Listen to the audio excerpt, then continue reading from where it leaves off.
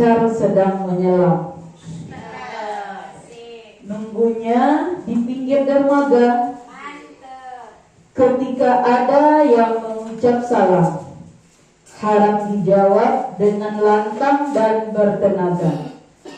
Assalamualaikum warahmatullahi wabarakatuh. Waalaikumsalam warahmatullahi wabarakatuh. Yang terhormat Ibu Kepala SDN 16 Tarodipo, yang sama-sama kita hormati Bapak Ibu Wakil Kepala Sekolah SDN 16 Tarodipo, yang sama-sama kita hormati Bapak Ibu Majelis Guru, staf karyawan karyawati SDN 16 Tarodipo. Alhamdulillahirabbil alamin. Puji berserta syukur kita haturkan atas kehadiran Allah Subhanahu wa Ta'ala, yang mana Allah telah melimpahkan rahmat dan karunia-Nya kepada kita bersama, sehingga kita dapat melaksanakan acara penyebaran pemahaman dan pengalaman penerapan budaya positif. Selanjutnya salawat beriringan salam dengan hantaran Allahumma salli ala Muhammad wa ala ali Muhammad buat junjungan kita yakninya Nabi Muhammad sallallahu alaihi wasallam. Baiklah Bapak Ibu yang berbahagia, pada siang hari ini kita dapat mengadakan kegiatan diseminasi praktik baik yang akan dilaksanakan oleh rekan kita calon guru penggerak angkatan ke-11 Kota Bukit Tinggi, yang mana yang pertama itu Ibu Wulanda Yanisa SPD, dan yang kedua yang akan disampaikan oleh Bapak Heru Jumarer SPD. Baiklah, adapun acara kita yang pertama, pembukaan. Acara kedua, menyanyikan lagu Indonesia Raya yang dipimpin oleh Ibu Rusmaya Sihokan. Kepada Ibu disilakan. Hadirin dipersilakan berdiri.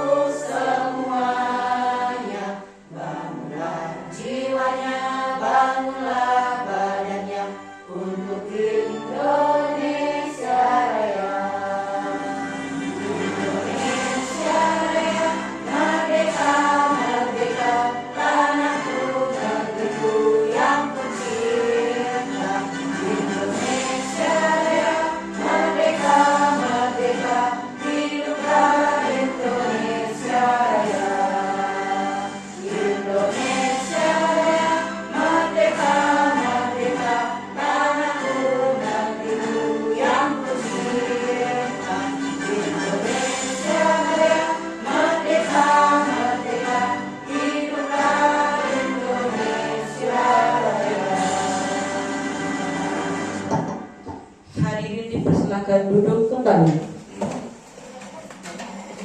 Acara selanjutnya, Kata sambutan dari kepala sekolah yang akan diwakilkan oleh Ibu Sylvia Pitaloka. Kepada Ibu disilahkan.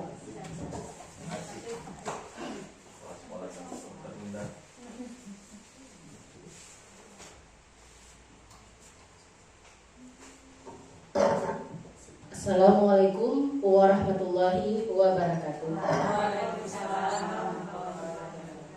Mukadimah kita tumpangkan kepada moderator. Pertama kali saya ucapkan selamat kepada calon guru penggerak angkatan 12 SDN 16 Tarodipo, yaitu Bu Ulanda Yanisa dan Pak Heru Jumaya, yang mana pada saat ini Bapak dan Ibu hebat ini telah melangkah maju untuk mendiseminasikan ilmu yang telah mereka dapatkan dalam pendidikan calon guru penggerak, sehingga kita tentunya akan mendapatkan suatu hal ilmu-ilmu baru yang bisa memajukan pendidikan di sekolah kita tentunya.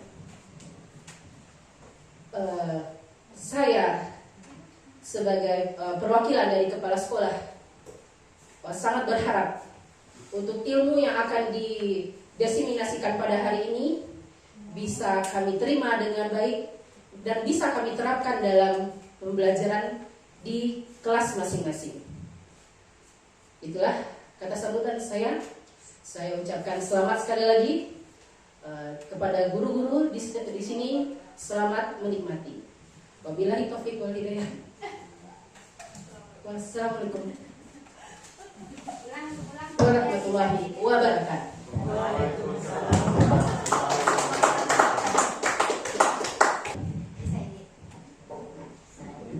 Baiklah, kita ucapkan terima kasih kepada Ibu kita yang telah memberikan kata sambutan di hadapan kita bersama. Baiklah Bapak Ibu semuanya, acara selanjutnya pembacaan doa yang akan dipimpin oleh Bapak Arifin Fajri. Kepada Bapak disilakan.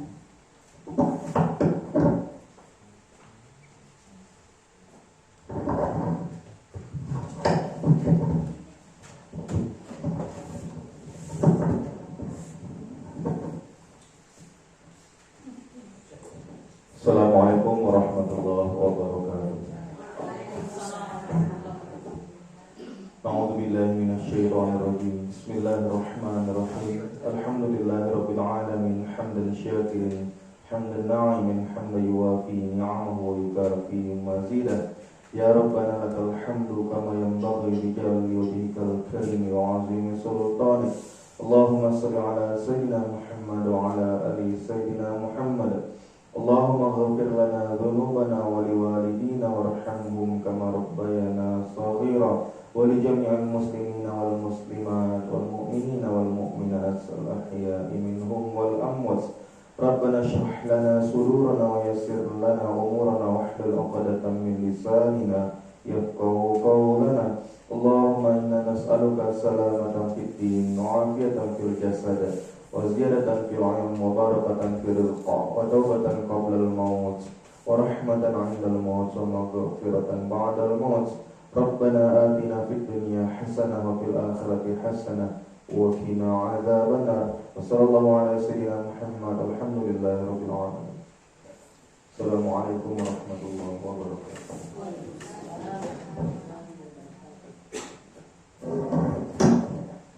Baiklah, terima kasih kita ucapkan kepada Bapak Arifin Fajri yang telah memimpin doa pada hari ini.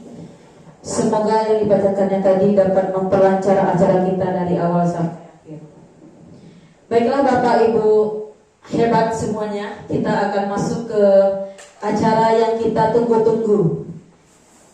Ini adalah acara dari rekan kita, yaitu tentang diseminasi praktik baik, penyebaran pemahaman dan pengalaman penerapan budaya positif, yang akan disampaikan oleh Ibu Ulanda Yanisa SPD. Kepada Ibu disilakan.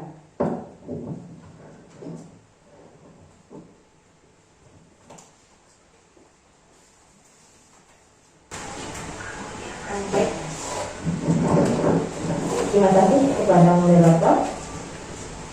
Mohon izin Bapak Ibu untuk berdiri di depan.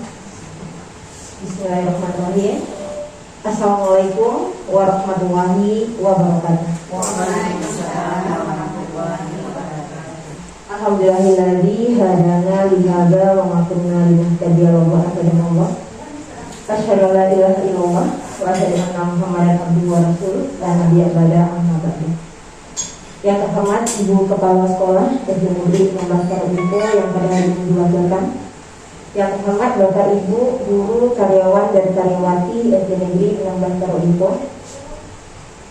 Ucapan terima kasih yang tiada terhingga kepada Bapak Ibu semua untuk menghadiri kegiatan diseminasi praktik baik yang kami lakukan dari calon guru penggerak angkatan 11 pada tugas modul 1.4 ini.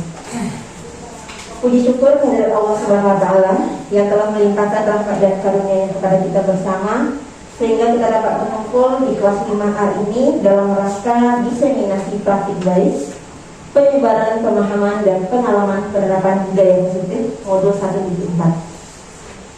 Salawat beriringan salam tak lupanya kita kirimkan buat arwah junjungan kita, yakni Nabi besar Muhammad SAW yang telah membawa kita ke ilmu yang penuh pengetahuan seperti yang kita rasakan pada saat sekarang ini. Baiklah Bapak Ibu, perkenalkan saya Ulanda Yanisa, guru Sekolah Dasar Negeri 16 Karolingko, calon guru penggerak angkatan 11 Kota Bukit Tinggi, akan mencoba mendiseminasikan praktik baik modul 1.4 tentang konsep inti budaya positif. Nah, pada materi siang ini ada 8 materi yang akan kami coba bagikan nanti berdua dengan Pak Heru tentang budaya positif. Yang pertama yaitu teori kontrol perubahan paradigma belajar. Yang kedua disiplin positif. Yang ketiga nilai-nilai kebajikan universal. Yang keempat kebutuhan dasar manusia. Yang kelima ada motivasi perilaku manusia. Yang keenam posisi kontrol guru. Yang ketujuh keyakinan kelas. Dan yang kedelapan segitiga restitusi. Baik, untuk materi yang pertama dan sampai yang keempat akan coba saya berbagi praktik baik di depan. Nanti untuk materi 5 sampai 8 akan dicobakan oleh Pak Heru. Baik Bapak Ibu, untuk materi kita yang pertama, di sini saya ingin mengajak Bapak Ibu untuk bermain permainan sedikit. Jadi permainannya itu namanya coba buka. Kira-kira apa ya yang buka? Oke, jadi kita nanti kerjanya berpasangan. Jadi mungkin nanti Bapak Ibu berpasangan dengan Bu Dona, Bu Ira dengan Bu Elsi, Bu Ayu mungkin dengan Pak Agus, Bu Susi dengan Bu Maya, dan Bu Isil dengan Pak Diki. Jadi caranya gini Bapak Ibu. Yang pertama, mungkin Bapak Ibu, salah seorang Bapak Ibu mencoba untuk mengepalkan tangan salah seorang, dan yang teman satu lagi akan mencoba untuk membuka kepalan tangan ini. Mungkin Bapak Ibu yang di sebelah kanan terlebih dahulu kita coba ya. Yang partnernya sebelah kanan, coba kita kepalkan tangan yang sebelah kanan. Bayangkan ini adalah sesuatu yang sangat berharga bagi kita Bapak Ibu. Jadi ini adalah sesuatu yang sangat berharga dan perlu kita jaga karena ini sangat penting. Ini sangat penting, sangat berharga. Bagaimana caranya kita menggenggam ini? Nah, teman di sebelah mencoba untuk membuka genggaman tangan yang sebelahnya. Boleh dengan apapun caranya, boleh membujuk, menghardik, mengintimidasi, memarahi, menggoda, menggelitik, bahkan menawarkan uang, boleh Bapak Ibu. Boleh, bagaimana caranya? Kita coba ya Bapak Ibu ya. Masing-masing 30 detik. Oke. Bu Ira dulu ya. Oke. Bayangkan Pak Agus, ini sesuatu yang sangat berharga. Ini sangat bagaimana caranya Bapak Ibu meminta temannya untuk melepaskan tas ini? Coba Bapak Ibu coba. Lain kok. Ayo berada sih. Ayolah.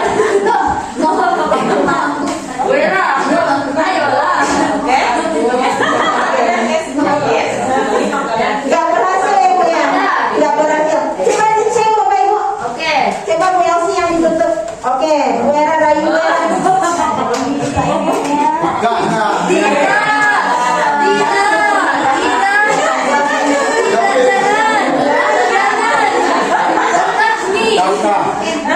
Bisa Bapak Ibu?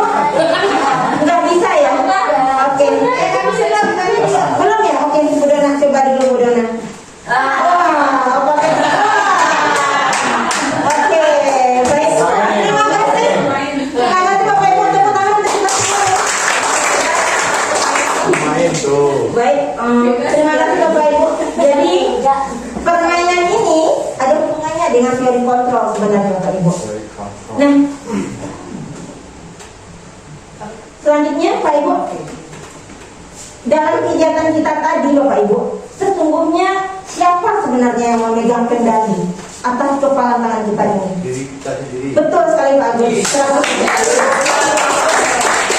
Nah, yang bisa mengontrol diri kita itu adalah kita sendiri. Bagaimanapun orang akan membujuk atau menghardik atau mungkin tadi ada yang memberikan uang, tapi teori kontrol itu tetap ada pada diri kita. Nah, kecuali sesuai dengan kebutuhan dasar kita pada saat itu. Mungkin tadi salah satu dari teman kita dengan menunjukkan uang mau ya Bu Okaya. Berarti salah satu kebutuhan dasar beliau pada saat ini memang membutuhkan uang. Jadi teori kontrol yang dipegang oleh teman ini dilepaskan. Jadi Bapak Ibu, teori kontrol yang ada pada diri kita itu adalah kita sendiri yang mengontrolnya. Baik nanti Pak Ibu. Nah, ini yang perlu kita luruskan Bapak Ibu. Menurut Bapak Dr. William Glasser, itu meluruskan beberapa miskonsepsi tentang makna kontrol ini. Yang pertama, ilusi guru mengontrol murid. Pada dasarnya, murid itu sebenarnya dia mengontrol dirinya sendiri. Kalau dia pada saat itu mau melakukan sesuatu yang kita minta, berarti memang kebutuhannya pada saat itu kita yang meminta. Tapi dalam teorinya, yang mengontrol murid itu adalah dirinya sendiri. Yang kedua, ilusi bahwa semua penguatan positif, efektif, dan bermanfaat. Ini adalah miskonsepsi yang sebenarnya kita alami pada makna kontrol ini. Nah, yang ketiga, ilusi bahwa kritik dan membuat orang merasa bersalah itu dapat menguatkan karakter. Dan yang terakhir, ilusi bahwa orang dewasa memiliki hak untuk memaksa. Padahal sebenarnya kontrol itu ada pada diri kita sendiri. Nah, bagaimana seseorang bisa berubah dari paradigma stimulus respon kepada pendekatan teori kontrol? Jadi, selama lebih kurang 2 bulan yang kami pelajari di calon guru penggerak ini, Bapak Stephen R. Covey itu mengatakan bila kita ingin membuat kemajuan perlahan, sedikit-sedikit ubahlah sikap atau perilaku kita. Namun, bila kita ingin memperbaiki cara-cara utama kita, maka kita perlu mengubah kerangka acuan kita. Ubahlah bagaimana kita melihat dunia, bagaimana kita berpikir tentang manusia. Ubahlah paradigma kita, skema pemahaman, dan penjelasan aspek-aspek tertentu tentang realitas. Nah, yang selama ini yang kita ketahui bahwasanya stimulus respon itu harusnya menjadi teori kontrol. Yang pertama, bahwasanya kita beranggapan selama ini realitas kebutuhan kita sama. Padahal sebenarnya realitas kebutuhan kita itu berbeda, Bapak Ibu. Yang kedua, semua orang itu melihat hal yang sama. Padahal setiap orang itu memiliki gambaran yang berbeda. Pasti kita tidak akan sama memiliki gambaran pemikiran kita. Yang ketiga, kita mencoba mengubah orang agar berpandangan sama dengan kita. Padahal kita berusaha memahami pandangan orang lain tentang dunia. Bukan kita mencoba mengubah orang. Karena tidak akan bisa kita mengubah seseorang, melainkan orang tersebut mau berubah diri. Nah, yang keempat, perilaku buruk dilihat sebagai suatu kesalahan. Sebenarnya semua perilaku itu memiliki tujuannya. Yang kelima, orang lain bisa mengontrol saya, padahal hanya kita yang bisa mengontrol diri kita sendiri. Selanjutnya, saya bisa mengontrol orang lain, padahal kita tidak bisa mengontrol orang lain.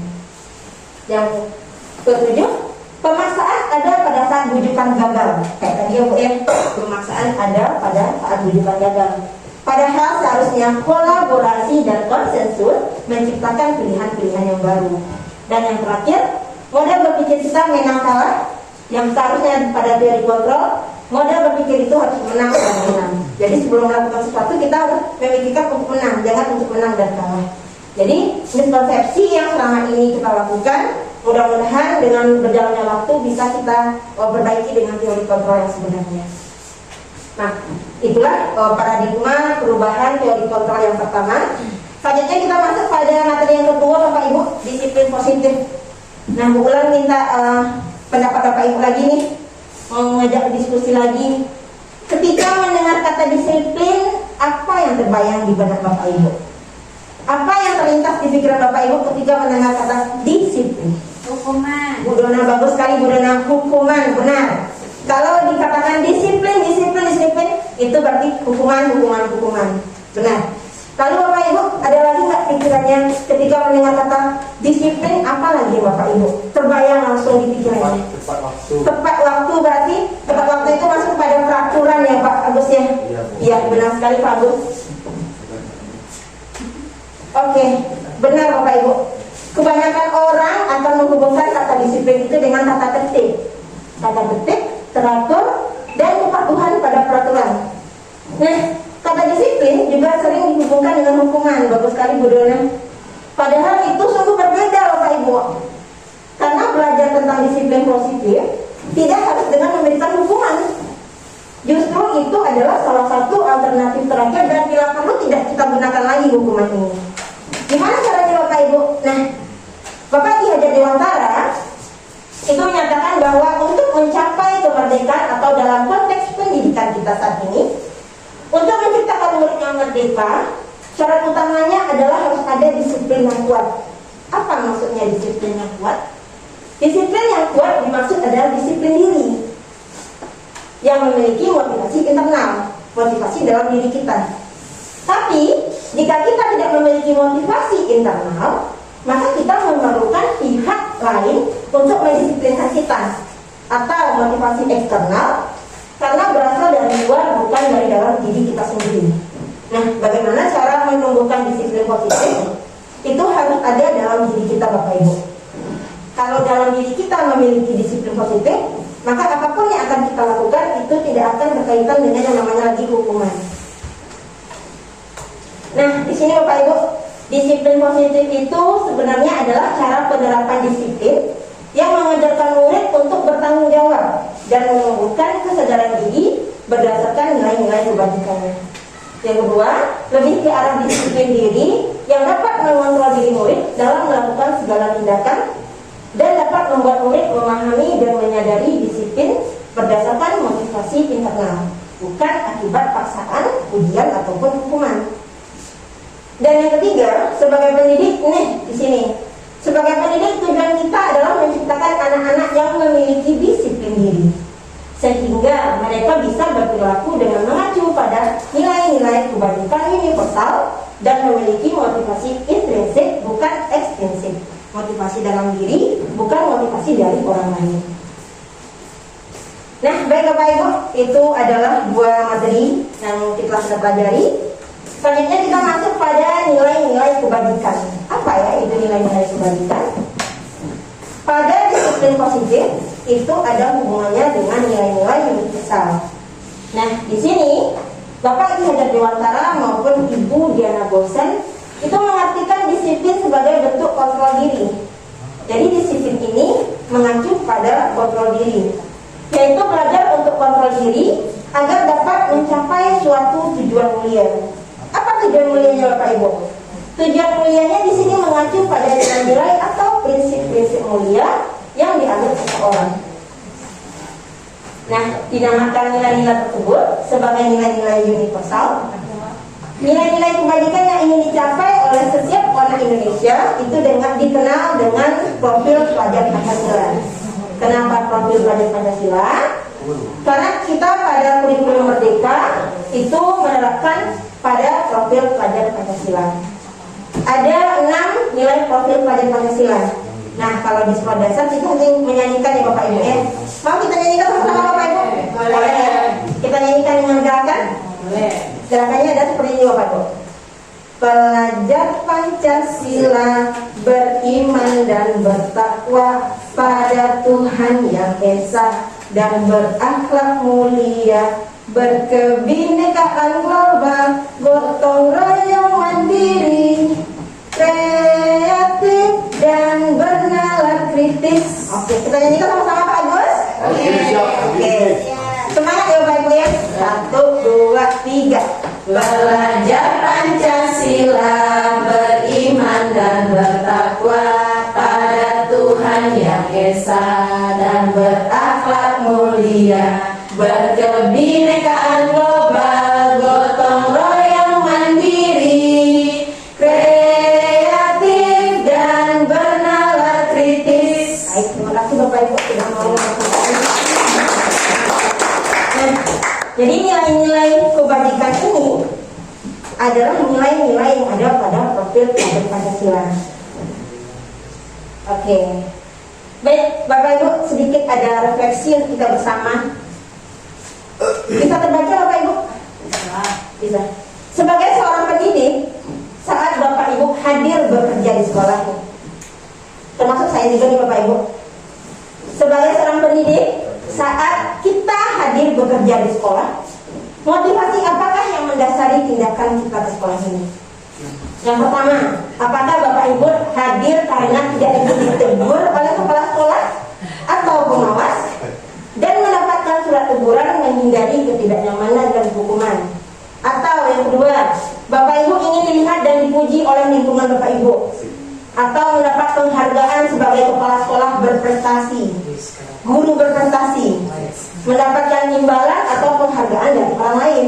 Atau yang ketiga, Bapak Ibu ingin menjadi orang yang berusaha dan bertanggung jawab serta menghargai diri Bapak Ibu sendiri sebagai teladan bagi murid-murid guru serta lingkungan, karena kita percaya tindakan kita sebagai pemimpin pembelajaran akan jadi panutan oleh lingkungan kita. Kira-kira Bapak Ibu dari 3 aspek ini, aspek yang manakah diri kita berada pada saat sekarang ini? Yang ketiga Bu Ayu. Terima kasih Bu Ayu. Bapak Ibu yang lain? Yang satu, ada yang satu Bapak Ibu? Jujur ada ya. Pak Agus sama, Bu Ulan juga satu Pak Agus. Ya. Jadi sebelum masuk calon guru penggerak ini Bapak Ibu jujur sedikit. Ini ada tugas mulai diri kita ya Pak Ibu ya. Bu Ulan jawab, memang saya melakukan di nomor 1 karena saya tidak ingin ditegur oleh kepala sekolah. Memang seperti itu jawab Ibu. Tapi alhamdulillah memang awalnya masuk calon guru penggerak ini tidak ikhlas ya Bapak Ibu ya. Memang ada rasa sedikit terpaksa. Tapi alhamdulillah ternyata ilmunya sangat luar biasa Bapak Ibu. Luar biasa. Mungkin ilmu yang tidak bisa kita dapatkan di perkuliahan, mungkin dengan tugas yang banyak. Tapi insya Allah dengan kolaborasi antar sesama guru penggerak itu alhamdulillah sampai saat ini tugas bisa diselesaikan dengan baik. Dan memang materi dari guru penggerak ini memang bagus Bapak Ibu. Nah, kembali lagi kita bahwasanya motivasi yang paling kuat mendasari tindakan kita adalah motivasi yang ketiga. Kenapa yang ketiga? Karena kita harus menjadi orang yang berusaha dan bertanggung jawab. Karena apabila kita bertanggung jawab untuk diri kita sendiri, karena kita sebagai guru, maka pasti murid akan melihat kita. Pasti murid juga akan berusaha untuk bertanggung jawab. Sehingga disiplin positif itu ada dalam dirinya, bukan takut oleh ditegur oleh guru. Jadi ini yang harus kita coba tanamkan pada murid kita, bagaimana cara mendisiplinkan diri, menumbuhkan nilai intrinsik pada murid kita. Nah, ini dia Bapak Ibu. Dalam rangka menciptakan lingkungan yang positif, maka setiap warga sekolah dan pemangku kepentingan itu perlu saling mendukung, menghayati dan menerapkan nilai-nilai kebajikan yang telah disepakati bersama. Untuk dapat menerapkan tujuan mulia tersebut, maka seorang pemimpin pembelajaran perlu berjiwa kepemimpinan sehingga dapat mengembangkan sekolah dengan baik agar terwujud suatu budaya sekolah yang positif sesuai dengan standar kompetensi pengelolaan yang telah diterapkan. Nah, ada pun nilai-nilai yang harus terbentuk oleh murid-murid kita, yaitu yang pertama adanya nilai berkarakter, nilai berdisiplin, santun, jujur, peduli, bertanggung jawab, dan merupakan pembelajar sepanjang hayat. Kenapa? Karena ini sesuai dengan standar kompetensi lulusan yang diharapkan. Jadi kita berharap anak-anak kita ini bisa menerapkan nilai-nilai profil pelajar Pancasila. Oke, baik Bapak Ibu, kita masuk pada materi kita yang ketiga. Sebelum kita masuk, ada lagi pertanyaan pemantiknya Bapak Ibu. Coba kita lihat sama-sama Bapak Ibu. Ibu Ambar, guru wali kelas 2A di SD Pelita Hati, sedang bingung menghadapi ulah salah satu murid di kelasnya Doni. Beberapa anak di kelas 2A telah datang padanya dan mengeluhkan Doni yang sering kali meminta bekal makan siang mereka dengan paksa. Jika Bapak Ibu menghadapi situasi seperti Ibu Ambar, apa yang akan Bapak Ibu lakukan? Menurut Bapak Ibu, kira-kira apa alasan Doni melakukan hal tersebut? Dia tidak bawa bekal. Dia tidak bawa bekal ya Pak Regen? Dia tidak bawa bekal.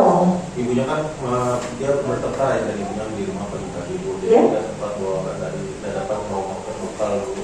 Sehingga Nyampe di sekolah pun temannya itu aja makan di depan dia. Gitu. oke, kalau boleh simpulkan yang paling penting, jadi orang tua pagi-pagi ada cekcok sehingga bekal anak tidak dibawakan, dan di sekolah beberapa anak itu makan di depan si Doni, dan Doni ini mengganggu teman yang membawa bekal.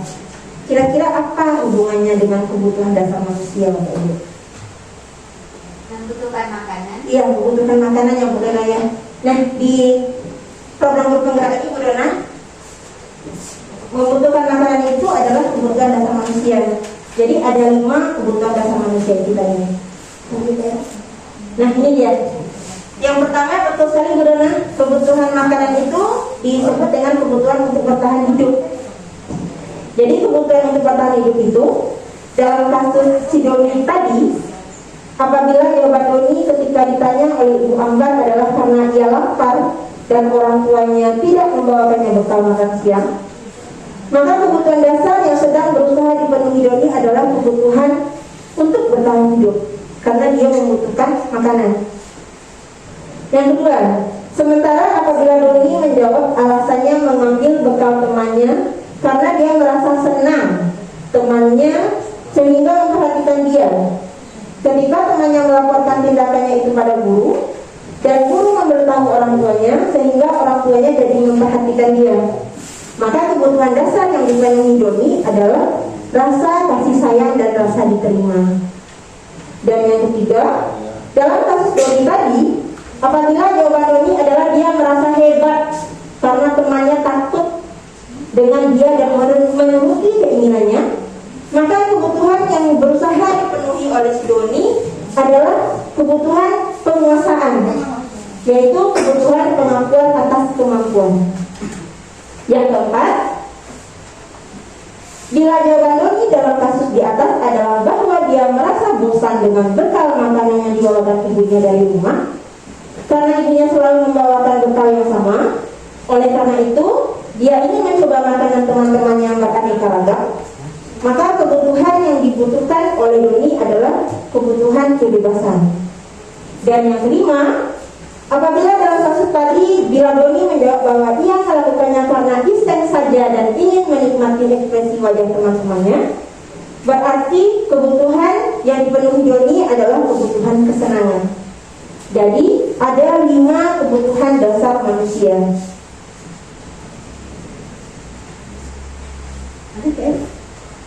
Oke, ini dia Bapak Ibu.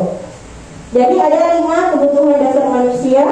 Yang pertama itu kebutuhan bertahan hidup, di mana itu kebutuhan fisiologis, yaitu kesehatan, rumah dan makanan.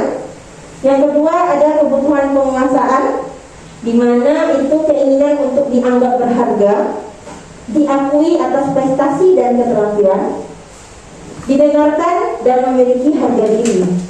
Sedangkan kebutuhan kasih sayang dan rasa diterima itu adalah kebutuhan untuk disayangi dan diterima, dan kebutuhan tetap terhubung dengan orang lain. Adapun yang keempat, kebutuhan dasar manusia kesenangan adalah kebutuhan untuk mencari kesenangan, bermain dan tertawa. Dan yang terakhir, kebebasan. Anak-anak dengan kebutuhan kebebasan yang tinggi itu menginginkan pilihan.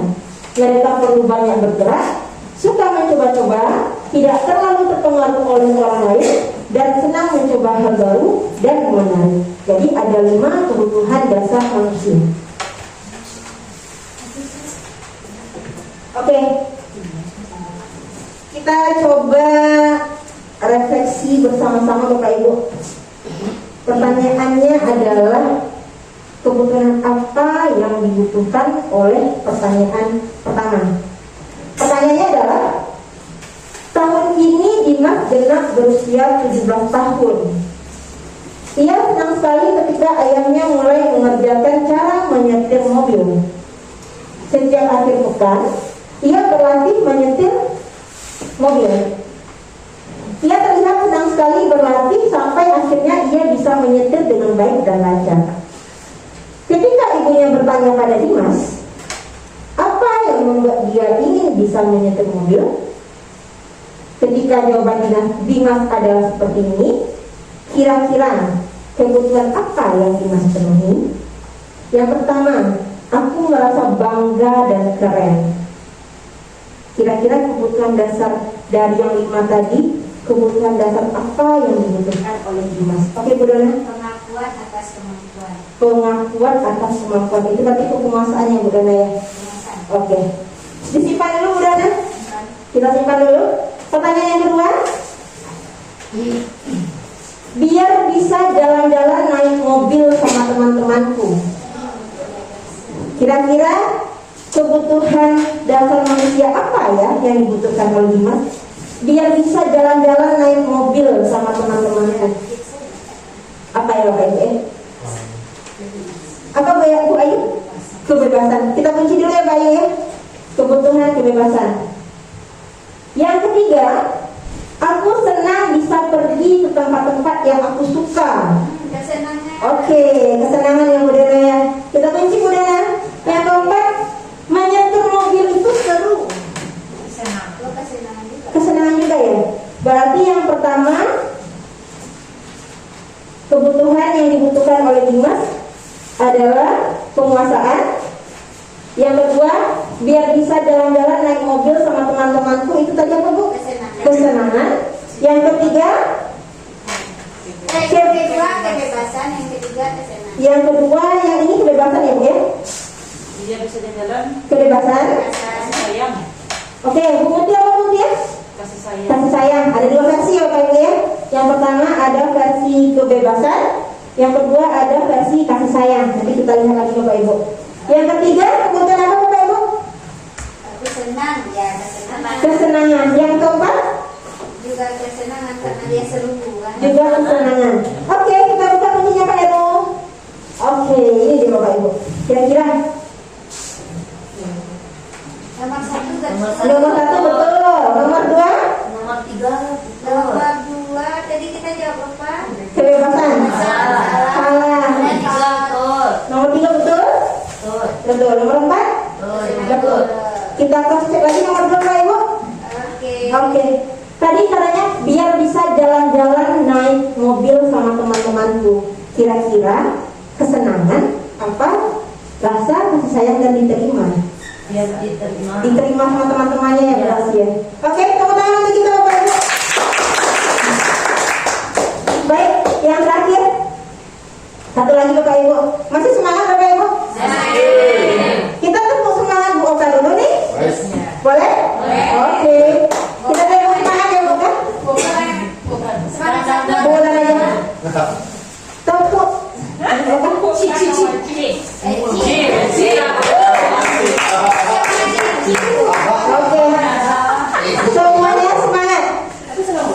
Oke. Habis ini senang Oke. bapak. Ayo Belsi, tepuk semangat Belsi. Bulan yang menyanyikan, Oke. Belsi bergerak saja. Siap.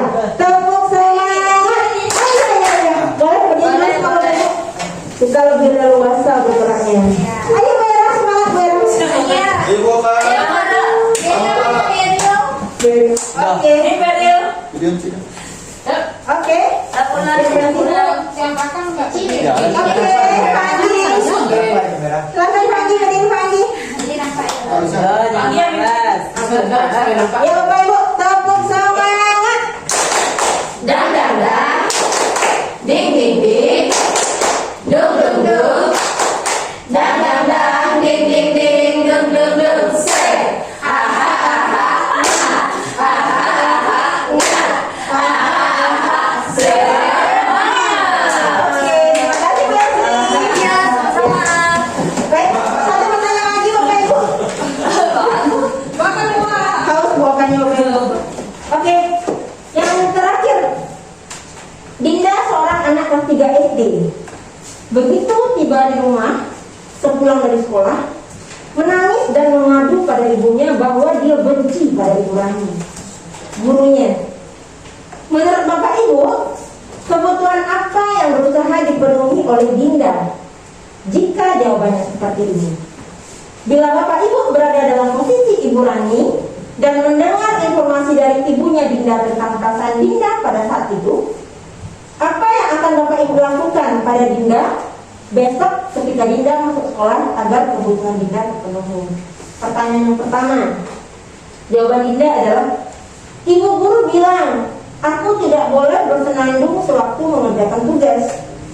Katanya kelas harus tenang, tidak ada suara, kan nggak seru jadinya. Kira-kira kebutuhan apa ya yang dipenuhi oleh Dinda Bapak Ibu? Kebebasan. Kebebasan, kesenangan. Oke, kita kunci ya Bu ya. Ada lagi versi lainnya Bapak Ibu? Kebebasan. Kebebasan Bu Maya. Kebebasan dan kesenangan. Kebebasan. Kebebasan lagi. 3 lawan 1 Bu Mutia. Kebebasan. 4 lawan 1. Oke. Iya. Kita lanjut pertanyaan yang kedua. Kita kunci dulu. Ibu guru tidak menyapaku hari ini, padahal aku pakai jepit rambut baru. Wow. Kira-kira kebutuhan apa ya yang dipenuhi Dinda? Pengakuan. Kasih sayang. Kasih sayang dan rasa diterima. Sama semuanya Bapak Ibu? Oke. Kita masuk ke pertanyaan yang ketiga. Oke. Jawaban Dinda adalah, aku bosan. Masa belajarnya cuma gitu-gitu aja, Kesenangan. dengerin ibu guru aja. Kesenangan. Kesenangan. Kebebasan. Kebebasan. Ada lagi Bapak Ibu? Kesenangan dan kebebasan, 2 versi. Oke, yang terakhir, jawaban Dinda adalah, aku sebel, gambarku tidak rapi, malah ibu guru menunjukin ke teman-teman di depan kelas. Kasih sayang. Kasih sayang dan rasa diterima. Rasa terima. Oke, mengucap apa Bu ya? Penguasaan. Aku sebel, gambarku tidak rapi, malah ibu guru menunjukin ke teman-temanku di depan kelas. Penguasaan. Oke, berarti ada rasa kasih sayang dan penguasaan. Kita lihat jawabannya Bapak Ibu. Oke, teman dulu. Siap, ini dia Bapak Ibu. Yang pertama adalah kesenangan, betul? Yang kedua kasih sayang dan rasa diterima. Yang ketiga kebebasan. Benar. Yang keempat penguasaan. Oke. Salah satu. Baik, terima kasih Bapak Ibu. Gimana Belsi? Salah satu. Nanti kita coba latihan lagi ya Belsi. Ya. Oke, jadi pada dasarnya ada 5 kebutuhan dasar manusia ini. Jadi kebutuhan untuk bertahan hidup, kebutuhan penguasaan, kebutuhan kesenangan, kebutuhan kebebasan, dan rasa kasih sayang dan rasa diterima. Jadi ini adalah 5 kebutuhan dasar manusia. Baik Bapak Ibu, sekian materi dari praktik baik yang dapat Bulan sampaikan pada siang hari ini. Terlebih dan terkurang Bulan mohon maaf. Diakhiri dengan wabillahi taufiq wal hidayah. Wassalamualaikum warahmatullahi wabarakatuh. Assalamualaikum warahmatullahi wabarakatuh. Baik, Bapak Ibu luar biasa sekali teman-teman dari salah satu calon guru penggerak kita, yang mana Materinya sangat menarik sekali bagi kita para guru. Ini semua terjadi di dalam kehidupan kita sehari-hari. Mulai dari tadi bulan bertanya tujuan kita untuk apa. Ya Pak Agus, ada yang tujuannya pergi ke sekolah karena tidak mau ditegur oleh kepala sekolah. Ada yang memang itu dari tanggung jawabnya. Dari semua dalam tadi dapat kita ambil kesimpulan bahwasanya yang benar itu kita hadir ke sekolah, kita bisa mendisiplinkan diri kita, baik itu dalam kehadiran, dalam waktu itu memang berasal dari diri kita sendiri ya Bulan, dari internal kita, karena memang kita adalah seorang pribadi yang bertanggung jawab. Iya. Mungkin selanjutnya kita akan lihat lagi Bulan, bagaimanakah guru-guru kita ini, apakah akan meningkat kedisiplinannya atau malah itu. Ya Bulan, benar-benar khususnya ini. Azalfa Sakila ya. Tadi kan ibu piket hari Rabu. Tadi ibu lihat Azalfa terlambat datang ke sekolah. Iya. Kenapa Azalfa terlambat datang ke sekolah? Telat bangunnya. Kenapa sampai telat Azalfa bangun? Oh, kelamaan tidur. Kalau ibu boleh tahu, Azalfa tidurnya jam berapa? Oh, jam 10. Seharusnya kita kalau anak sekolah tidurnya jam berapa? Kan jam 10. Nah, kira-kira Azalfa mengetahui tidak akan kesalahan Azalfa? Apa kesalahannya? Kurang disiplin. Jadi keyakinan kelas apa yang telah Azalfa langgar? Disiplin. Apa yang harus Azalfa lakukan agar bisa menerapkan keyakinan kelas ini? Tidur lebih cepat. Jam berapa tidurnya? Jam 9. Bangunnya? Bangunnya jam 9. Lebih cepat bangunnya ya. Assalamualaikum warahmatullahi wabarakatuh. Perkenalkan, nama saya Azalfa Sakila. Saya dari kelas 5A. Saya sangat senang berdiskusi tadi. Saya tadi terlambat karena saya telat bangun. Insya Allah besok saya tidak akan telat lagi.